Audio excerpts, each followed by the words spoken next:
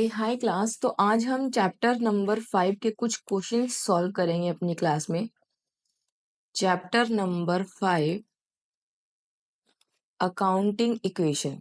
कल हमने स्टार्ट किया था अकाउंटिंग इक्वेशन के बारे में। अकाउंटिंग इक्वेशन क्या है, मैंने कल आपको बताया कि अकाउंटिंग इक्वेशन क्या है। It is the result of dual concept of accounting.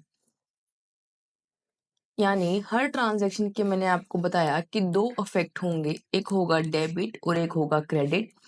जितने अमाउंट का सपोज डेबिट होगा, सपोज अगर 10,000 का आपके पास डेबिट है तो क्रेडिट पे कितने का होगा 10,000। अगर डेबिट 20 का है तो क्रेडिट पे कितने का होगा 30 का, एंड सो ऑन। ये फिगर्स हमेशा क्या होंगी, debit amount will always be equal to credit amount for every transaction. इसका कल हमने एक क्वेश्चन भी किया था, आज भी करेंगे। तो देखो, क्वेश्चन नोट डाउन करो। एग्जाम्पल लिखो, mister A started business with cash of rupees 50,000। 50,000 से उसने क्या किया, बिजनेस स्टार्ट किया। पॉइंट नंबर 2, ये मैंने आपका बुक का अनसोल्ड क्वेश्चन है। This is unsold question of T.S.. Grewal.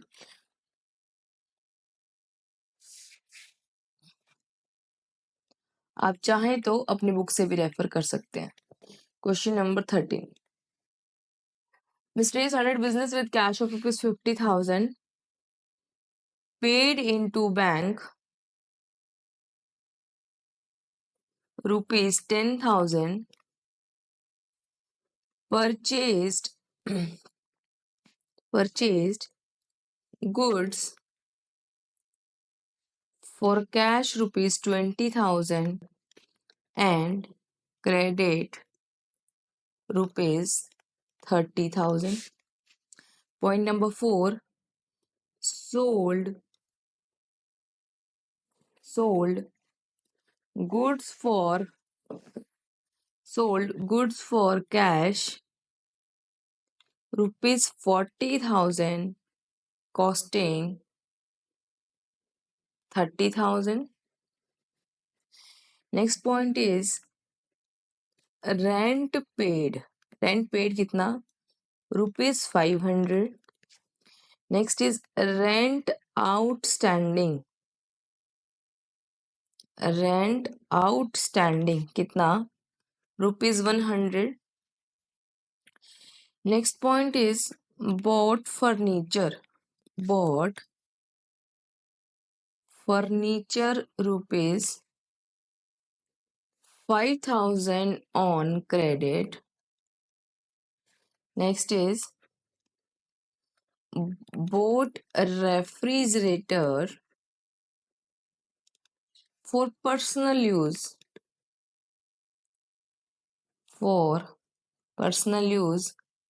rupees 5,000. And the last point is purchased motorcycle for cash rupees 20,000.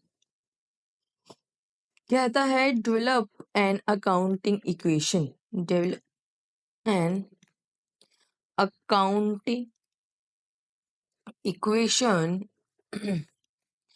and also show his balance sheet. हमको बोल रहा है कि बैलेंस शीट भी बना के बताओ और अकाउंटिंग इक्वेशन भी बनाओ। ठीक है, चलो आंसर लिखते हैं। Answer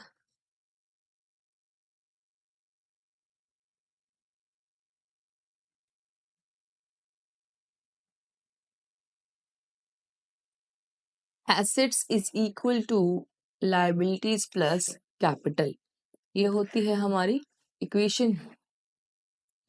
assets is equal to liabilities plus capital.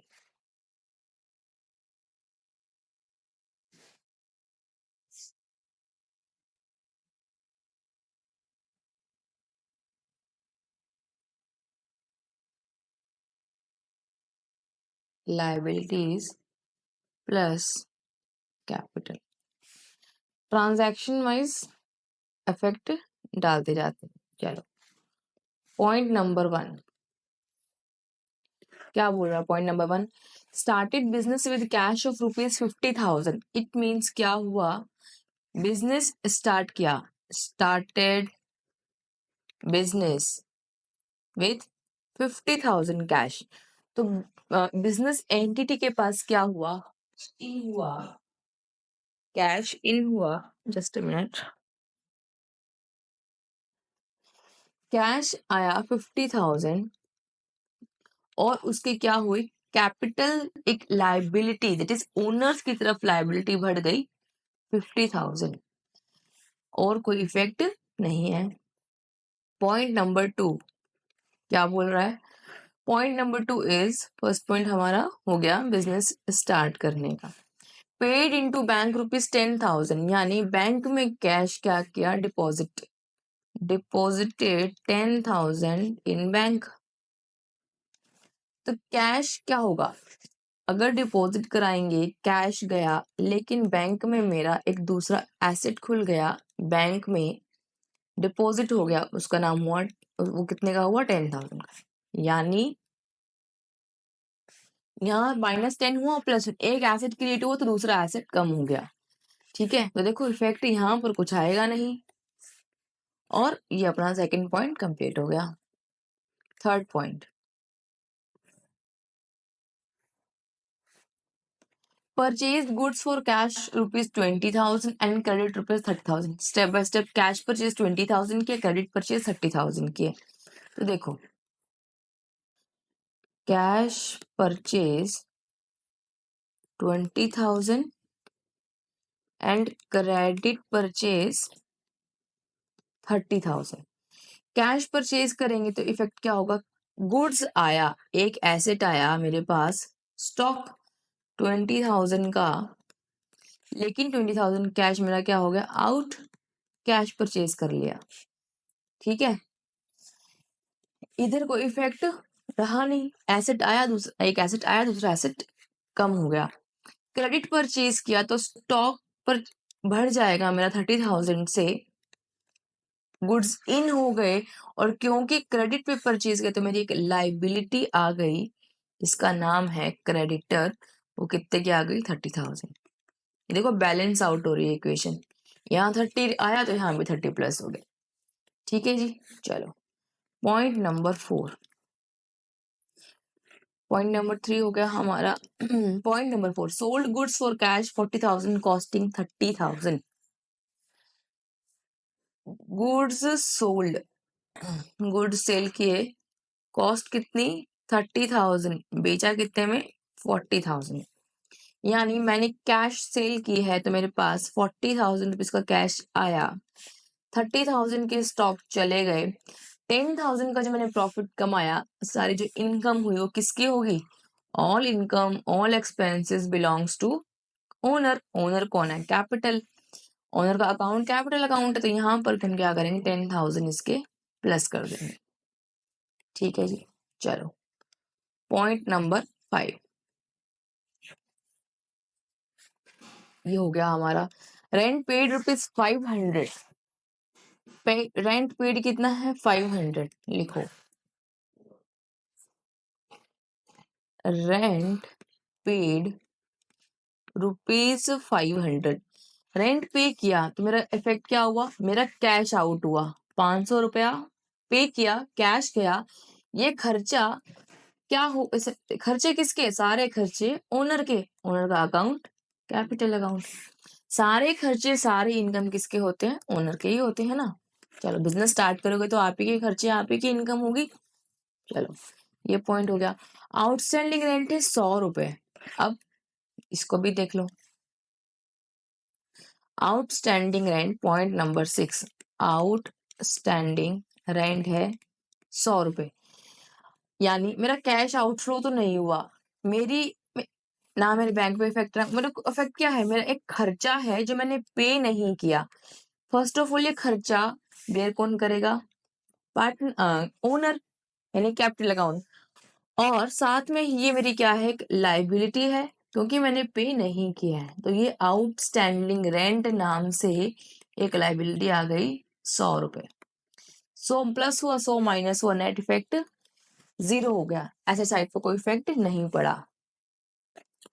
Point number 7 पे आ जाओ। Point number 7 is boat furniture for ₹5,000 on credit. Furniture purchase किया क्रेडिट पे 5,000 में। Point number 7, furniture purchased credit पर 5,000 में। तो फर्नीचर परचेज किया तो फर्नीचर आ गया, फर्नीचर मेरा एक एसेट क्रिएट हो गया। कितने का, 5,000 का। और क्योंकि मैंने क्रेडिट पे परचेज किया है तो एक वेंडर मेरा क्या बन गया, फर्नीचर का जो सेलर है वो मेरा क्या बन गया, लाइबिलिटी। उसका मैंने क्या किया, 5,000 उसकी मैंने लाइबिलिटी रेज कर दी। समझ आ रहा है बात? यानी 5,000 नेट टू नेट एसेट्स में प्लस हुआ और लाइबिलिटी साइड में क्या हो गया, प्लस हो गया। दोनों तरफ से इक्वल इफेक्ट आएगा। चलो next point is 8th point. 8th point क्या है, ये पॉइंट हो गया boat refrigerator for personal use. Personal use के लिए आपने कुछ खरीदा। जब भी ओनर पर्सनल यूज के लिए पैसे अपने बिजनेस से विड्रॉ करता है तो उसे हम बोलते हैं ड्रॉइंग्स।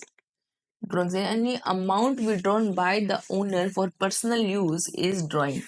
तो उसने कुछ ड्रॉइंग्स की पैसा निकाला बिजनेस से 5,000 रुपए और उससे फ्रिज खरीद लिया।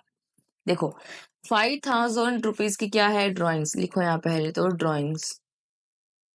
ड्रॉइंग्स कितनी, 5,000 रुपीज। कैश मेरे पास से चला गया, मैंने तो ओनर को पैसा दे दिया।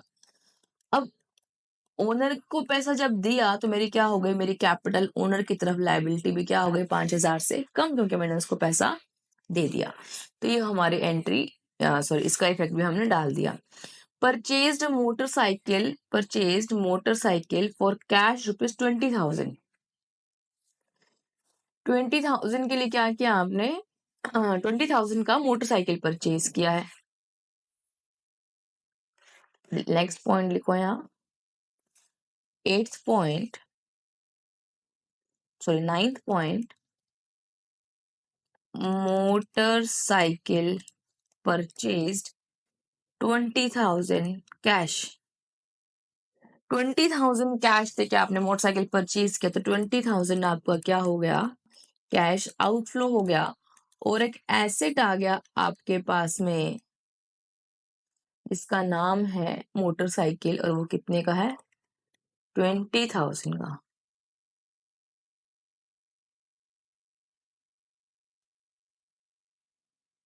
तो लाइबिलिटी साइड आपके कुछ भी ट्रांजैक्शन पे इफेक्ट नहीं आया। यानी अगर अब मैं इसको क्या करूं, टोटल करती हूँ, देखो इसका इफेक्ट निकालते नेट।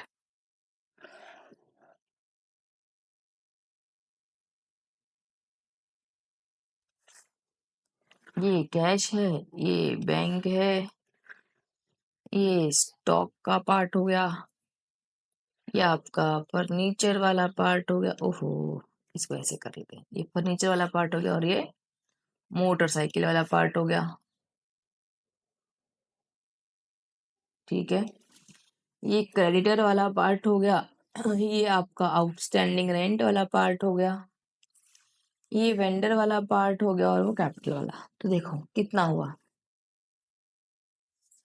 50 minus 10 minus 20, 20,000। 50 माइनस 30 कितना हो गया, 20,000।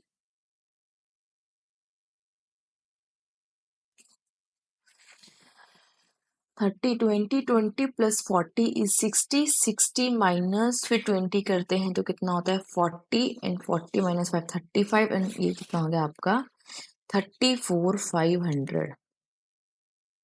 बैंक कितना हो गया 10,000, स्टॉक कितना हो गया 20,000, फर्नीचर कितना हो गया 5,000, मोटरसाइकिल कितनी हो गई 20,000, क्रेडिटर्स कितने के हो गए 30,000, आउटस्टैंडिंग रेंट कितने का हुआ 100 रुपीज, वेंडर का कितना है 5,000, और कैपिटल कितनी है ये देखो 50,000 plus 5,000 is 55,000 and 600, तो 54,400। अब आप इसको टोटल करो, क्या total of assets is equal to liabilities plus capital? देखो आ रहा है क्या 40 50 50 20 40 50 55, 55 और प्लस करो कितना आएगा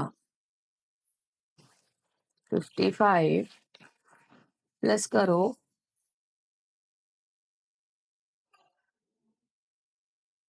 89,500, और ये कितना हो गया आपका लाइबिलिटीज का टोटल कितना हो गया, ये भी हो गया आपका 54, ये हो गया आपका 89,500। इसी को ही उसने बोला है कि आप अकाउंट बैलेंस शीट भी बना के बताओ। देखो बैलेंस शीट का फॉर्मेट कुछ ऐसा होता है, बैलेंस शीट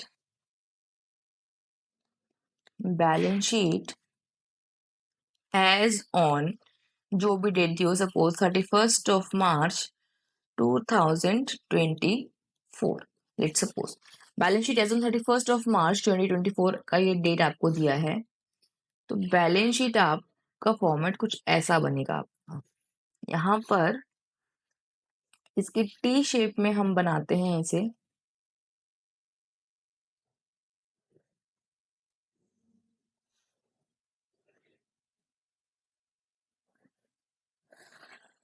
ये आपका बैलेंस शीट का फॉर्मेट होता है। यहाँ लिखते हैं एसेट्स, सॉरी यहाँ लिखते हैं हम अपनी लाइबिलिटीज, टोटल लाइबिलिटीज, यहाँ आप अमाउंट, यहाँ हम लिखते हैं अपने एसेट्स, और ये एसेट्स का अमाउंट। 1 बाय 1 लाइबिलिटीज को लिखना है और एसेट्स को भी इसके नीचे नीचे लिखना है। देखो सबसे पहले क्या है cash, bank, stock, furniture, motorcycle, ये हमारे पास क्या है एसेट्स, तो हमें लिख लो cash, cash in hand, cash at bank, stock, furniture, motorcycle, ये आपके पास एसेट्स आ गए। कैश कितने का है, ये रहा, स्टेप स्टेप, कैश है मेरे पास 34,500, कैश एट बैंक है 10,000, स्टॉक है मेरा 20,000, फर्नीचर है 5,000, और मोटरसाइकिल है मेरा, मोटरसाइकिल ये है आपका 20,000। ठीक है, इधर आओ लाइबिलिटी साइड में, लाइबिलिटी साइड में क्या क्या है आपके पास, कैपिटल लिखेंगे सबसे पहले, कैपिटल क्योंकि ओनर का पैसा सबसे पहले लिखा जाता है कि ओनर की तरफ कितने लाइबिलिटी, ओनर्स इक्विटी, फिर creditor, outstanding rent, then vendor, तो लिखो पहले यहाँ पे ओनर्स इक्विटी, ओनर्स इक्विटी में आपके पास कैपिटल कितनी है, जो है वो आपके पास है 54,400। उसके बाद एक्सटर्नल इक्विटी, जिससे हम बोलते हैं आउटसाइडर इक्विटी, दूसरों का पैसा, बाहर वालों का कितना पैसा है, उसमें आपके पास क्या क्या है, हमारे पास क्रेडिटर है, आउटस्टैंडिंग रेंट है, और फर्नीचर वेंडर का फर्नीचर है, फर्नीचर का वेंडर है। ठीक है, देखो क्या लिखेंगे हम, सबसे पहले यहाँ पे क्रेडिटर्स, आउटस्टैंडिंग रेंट और वेंडर फॉर फर्नीचर, ये तीन हमारे पास लाइबिलिटीज हैं। देखो क्रेडिटर्स कितने हैं आपके 30,000 के,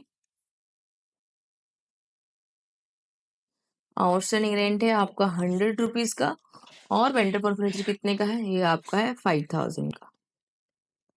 तो ये आपका टोटल क्या हो जाता है, मैच। ये आपकी बैलेंस शीट क्या हो जाती है, टोटल एग्री कर जाती है। इसका टोटल क्या आएगा, वही जो आपके अकाउंटिंग क्वेश्चन का था, दैट इज 89,500। इसका भी 89,500। इसीलिए हम अकाउंटिंग इक्वेशन का दूसरा नाम क्या बोलते हैं, therefore accounting equation is also known as हम इसे क्या बोलते हैं, बैलेंस शीट इक्वेशन। क्योंकि ये वही काम करती है जो अकाउंटिंग इक्वेशन काम करती है। बैलेंस शीट और अकाउंटिंग इक्वेशन दोनों का पर्पस है कि थोड़ा सा ज्यादा अंडरस्टैंडेबल होता है बैलेंस शीट का फॉर्मेट। ठीक है, ये क्लियरली समझ आ जाता है कि आपके एसेट्स कितने हैं, आपकी लायबिलिटीज कितनी है। ये थोड़ा देखो समझने में थोड़ा सा जैसे मैसी सा है। ठीक है, चलो एक क्वेश्चन और प्रैक्टिस करते हैं। नेक्स्ट आपकी बुक का है क्वेश्चन नंबर 15। मेरे पास 2020 का एडिशन है टीएस ग्रेवाल का, 2020 का एडिशन है, chapter number 5, question number 15, unsolved question.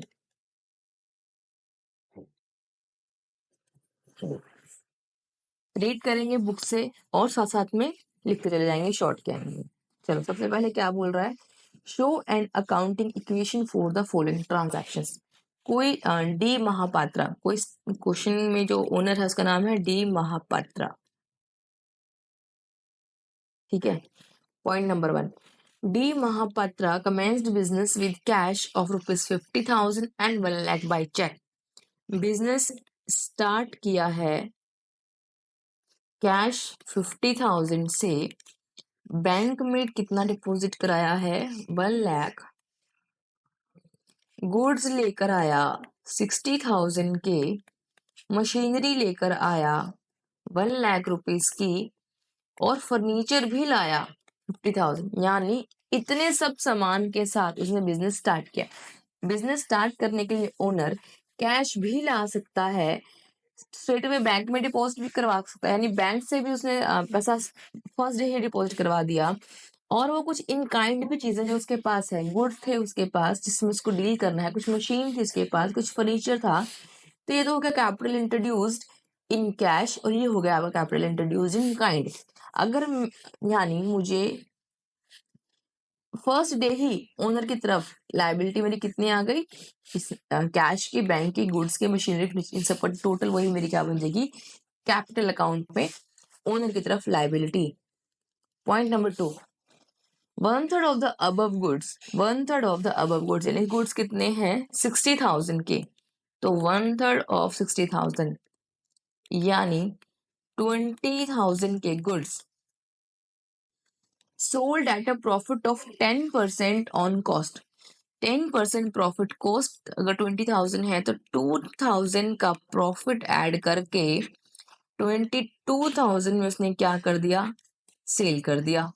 आगे क्या लिखता है, and half of the payment is received in cash, यानी 11,000 तो उसने क्या कर दिया, कैश सेल कर दिया, और 11,000 उससे क्या लेना है, अभी लेना है, दैट इज ये उसका क्या बन गया, debtor.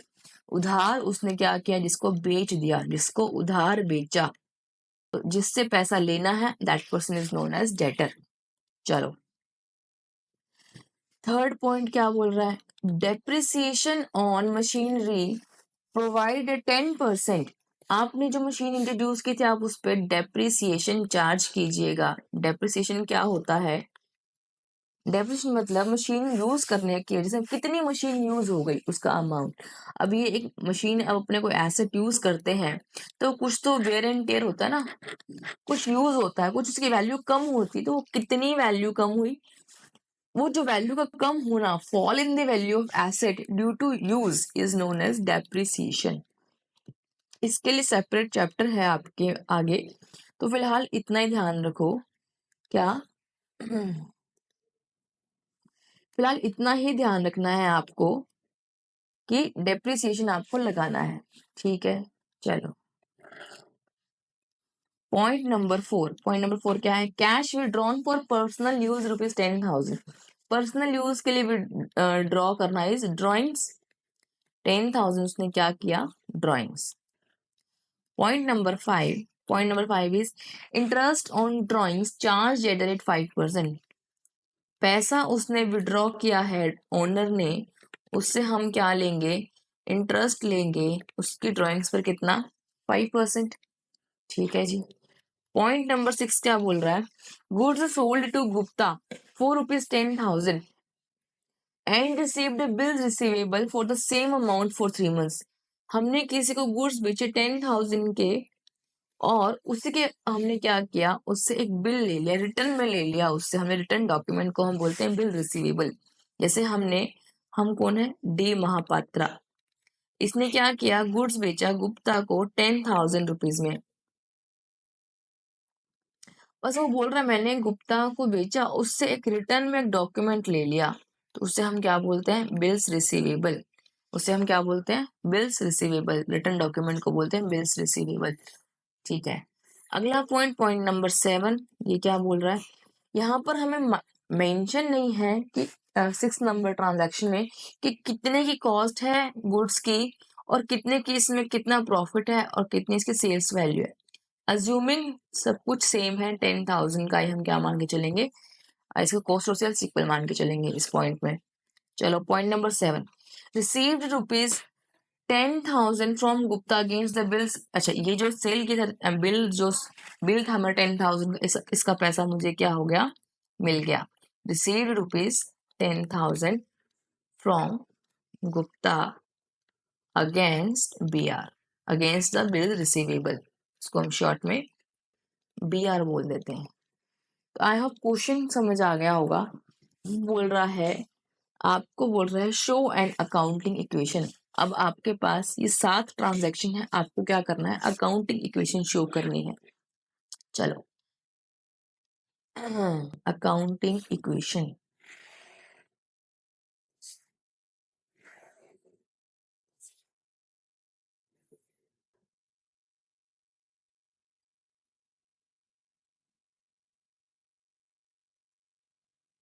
Assets is equal to liabilities plus capital. Assets is equal to liabilities plus capital. Point number 1, business commence किया। Just a minute. Business commence किया। पॉइंट नंबर 1, कमेंस किया बिजनेस। क्या क्या लाया? वो लाया कैश, तो मेरे पास आ गया कैश। कितना? 10,000 रुपीज। महापात्रा जो ओनर है वो लाया 1 लाख का चेक, यानी 1 लाख आ गए मेरे बैंक अकाउंट में। गुड्स लाया, स्टॉक आ गया 60,000 का। मशीनरी ले आया 1 लाख रुपीज की। और इसको मैं थोड़ा सा यहाँ से, मशीनरी ले आया, और क्या ले आया? फर्नीचर ले आया। कितने का? 50,000। बिजनेस स्टार्ट इन 5 आइटम्स के साथ है, यानी मेरा टोटल ऑफ कैपिटल कितना हो गया? 1 लाख 60, 1 लाख 2 लाख 3 लाख 10,000 और 10,000 3 लाख 20,000। यानी मेरी कैपिटल कितनी हो गई? एक सेकेंड। 1 लाख 260। वापिस चेक करते हैं। कैश आया 10,000 से, cash 50,000, sorry, cash is 50,000। Total कितना हुआ? 1 लाख 2 लाख 3 लाख, और ये हो गया आपका 3 लाख 60,000 का कैपिटल आ गया। ठीक है। अगला सेकंड पॉइंट उसने क्या बोला? 1/3 ऑफ द अबव गुड्स, यानी ये पॉइंट तो हो गया। 20,000 के गुड्स 22,000 में बेचे थे, 2,000 का प्रॉफिट, 11,000 का कैश सेल हुआ, 11,000 उससे क्या ले रहे हैं? डेटर से लेने हैं।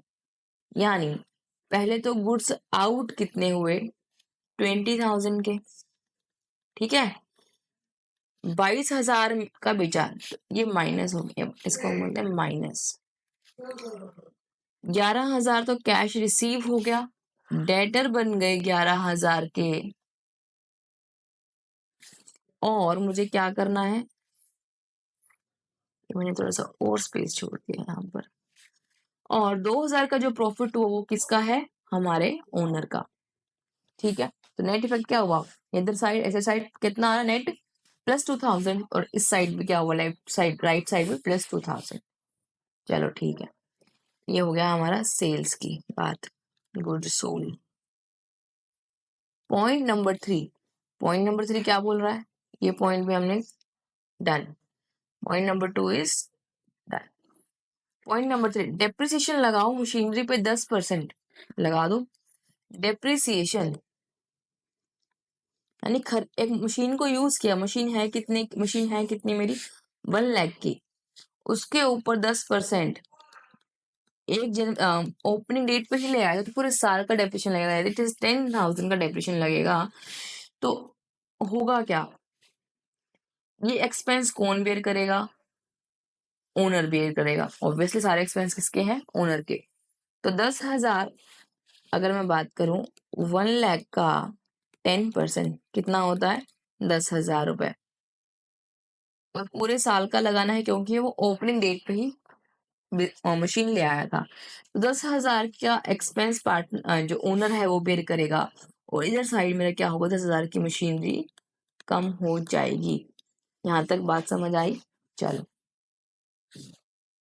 कोई डाउट हो कमेंट में मुझे कमेंट सेक्शन में पूछ लीजिएगा। चलो पॉइंट नंबर 4, पॉइंट नंबर 4 क्या बोल रहा है, ड्राइंग्स की है 10,000 रुपीज की, ड्राइंग्स की है 10,000 रुपीज, लिखो ड्राइंग्स, ड्राइंग्स की है तो होगा क्या, मेरी कैश आउटफ्लो तो हुआ, साथ के साथ क्या होगा, मेरी कैपिटल कम हो जाएगी 10,000 रुपीज से, ठीक है। चलो पॉइंट नंबर 5 पे आ जाओ। जो पैसा पार्ट ओनर ड्रॉ करके लेके गया उस पे मुझे क्या करना है, 5% इंटरेस्ट उससे लेना है। दैट इज अगर मैं कैलकुलेशन करूं, इंटरेस्ट ऑन ड्रॉइंग्स कितना, 10,000 पे 5%, यानी ये कितना हो जाएगा आपका, ये कितना हो गया, 10,000 पे 5% इज 500। अभी देखो ये चीज थोड़ी समझने वाली है, इंटरेस्ट ऑन ड्रॉइंग्स।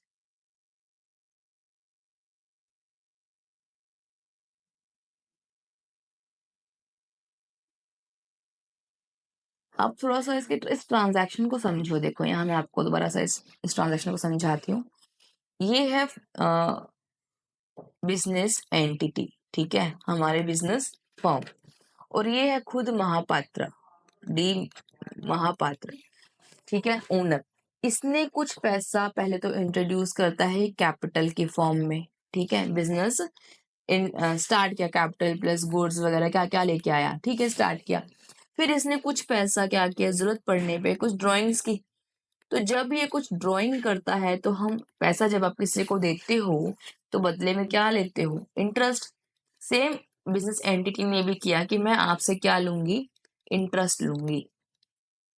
अब देखो ये बिजनेस एंटिटी इंटरेस्ट ओनर से लेगी तो ये अकाउंटिंग अपनी ट्रीटमेंट क्या करेगी अपने बुक्स में, इंटरेस्ट ऑन ड्राइंग्स लेगी तो अल्टीमेटली देगी किसको, ओनर को ही तो देगी, और ये इंटरेस्ट ऑन ड्राइंग इसी से लेकर इसी को देना है ना। तो यानी अगर मैं बात करूं जो 500 रुपए का इंटरेस्ट ऑन ड्राइंग है उसका क्या इफेक्ट होगा, उसका ये होगा कि वो 500 रुपए जो है वो इसी को ही मिलने हैं और इसी से ही लिए जाएंगे। तो एक बार प्लस करेंगे और एक बार माइनस कर देंगे। चलो अगला पॉइंट, 10,000 के गुड्स डी महापात्र ने सेल किए, ठीक है, और बिल्स रिसीवेबल के अगेंस्ट, यानी अगर मैं थोड़ा सा, मुझे और स्पेस क्रिएट करना पड़ेगा just.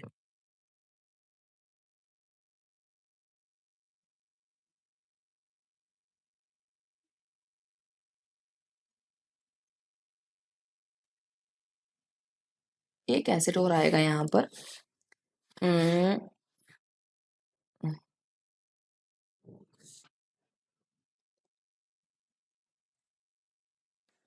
Bills receivable,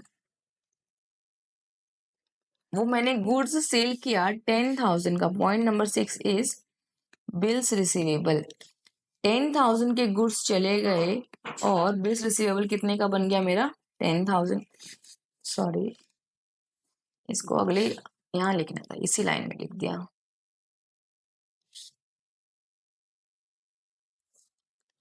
point number 6 is bills receivable. तो 10,000 के गुड्स मेरे यहाँ से गए और उतने का ही मुझे क्या मिल गया? Bills receivable. लास्ट पॉइंट क्या बोलता है कि मुझे पैसा रिसीव हो गया, cash received against BR, cash received against bills receivable. उस बिल का पैसा मुझे मिल गया, तो यानी कैश तो मेरे पास आ गया 10,000 रुपीज प्लस हुआ, लेकिन मेरा बिल्स रिसीवेबल जो था वो खत्म हो गया, क्योंकि वो अब एसेट नहीं रहा, उसका पैसा मुझे मिल चुका है। अब अगर मैं बात करूं तो नेट इफेक्ट क्या है बताओ? नेट इफेक्ट है, कैश है मेरे पास कितना? 61,000। बैंक है कितना? 1 लाख। गुड्स कितने हैं मेरे पास? गुड्स कितने? 60 माइनस 30 इज 30,000 के गुड्स है मेरे पास। मशीन कितनी है मेरे पास? 1 लाख माइनस 10,000 का डेप्रिसिएशन, यानी 90,000 की मशीन की वैल्यू है। फर्नीचर है 50,000 का, डेटर्स है 11,000 के, और बिल्स रिसीवेबल है नहीं, यानी टोटल आपका एसेट्स इतने के हैं। लाइबिलिटीज में बात करूं, लाइबिलिटी मेरी कुछ है नहीं। कैपिटल कितने की है ये देखो, 360 माइनस 20 इज 340, 342, 3,42,000 में क्या है कैपिटल, इसको भी जोड़ो, ये कितना आ रहा है? टोटल ऑफ एसेट्स कितना आ रहा है? अगर हम इसको सम अप करें तो 130 प्लस 90 कितना हो गया? 220, 220 प्लस 50, 270, 270 हो गया आपका ये, प्लस आपका ये कितना? 72,000, यानी आपका ये हो गया 3,42,000, यानी एसेट्स का टोटल आ गया आपका 342, और लाइबिलिटीज का टोटल भी कितना आ गया आपका? 342। आई होप आपको समझ आ गया होगा कि ये क्वेश्चन अकाउंटिंग इक्वेशन कैसे बनाई जाती है। समझ आ रहे हो? एसेट्स हमेशा ही इक्वल होंगे लाइबिलिटीज प्लस कैपिटल के, इसी को ही हम बोलते हैं बैलेंस शीट इक्वेशन। अगर हम इसे बैलेंस शीट फॉर्म में अपने राइट साइड में एसेट्स लिख दें और लेफ्ट साइड में लाइबिलिटीज प्लस कैपिटल लिख दें, तो वो हमारी बैलेंस शीट बन जाती है। तो ठीक है, आई होप समझ आ गया होगा। अगर कुछ समझ नहीं आया तो मुझे आप कमेंट सेक्शन में बताइएगा। मेन पॉइंट बस आपको जो इसमें ध्यान रखना है कि सारे expenses, this is most important point, सारे एक्सपेंसेस कैपिटल, सारे एक्सपेंसेस ओनर के हैं, तो देयरफॉर सारे एक्सपेंसेस का ट्रीटमेंट क्या होगा कि वो कैपिटल अकाउंट को क्या कर देंगे? कम कर देंगे, यानी हमें उसे क्या करना है? माइनस करना है, reduce minus capital, reduce from capital. और वही एक्सपेंस और वैसे ही अगर कोई इनकम है तो इनकम क्या करेगा? ओनर का, ओनर की इनकम क्या क्या करेगी? कैपिटल को बढ़ाएगी, क्योंकि आप, अब ओनर ने बिजनेस स्टार्ट किया है तो सारे खर्चे, सारे प्रॉफिट, सारे इनकम, सारे एक्सपेंस किसके होंगे? ओनर के होंगे। देयरफॉर इस एग्जांपल में देखो, इस एग्जांपल में मेरे पास अगर मैंने डेप्रिसिएशन लगाया तो वो खर्चा भी किससे चार्ज किया? ओनर से, क्योंकि सारे खर्चे किसके हैं? ओनर के। ठीक है, पिछले एग्जांपल में भी जो रेंट वाला पार्ट था, रेंट का खर्चा था, जस्ट अ मिनट, ये देखो, इस एग्जांपल में भी रेंट भले ही आउटस्टैंडिंग है या पे कर दिया है तो एक्सपेंस ना, सारे रेंट का खर्चा कौन बेयर करेगा? हमारा प्यारा ओनर। ओनर सारे खर्चे बेयर करेगा। रेंट पे कर दिया तो कैश कम हो जाएगा, नहीं पे किया तो वो लाइबिलिटी बन जाएगा। दैट्स ऑल, इतना ही फर्क पड़ेगा, लेकिन खर्चा बेयर कौन करेगा? ओनर बेयर करेगा। ठीक है, चलो आई होप समझ आ गया होगा। ये चैप्टर आपको नहीं समझ आया या कुछ भी डाउट है तो आप मुझे कमेंट सेक्शन में कमेंट कीजिएगा दैट। ओके, तो आज के लिए इतना ही, बाय।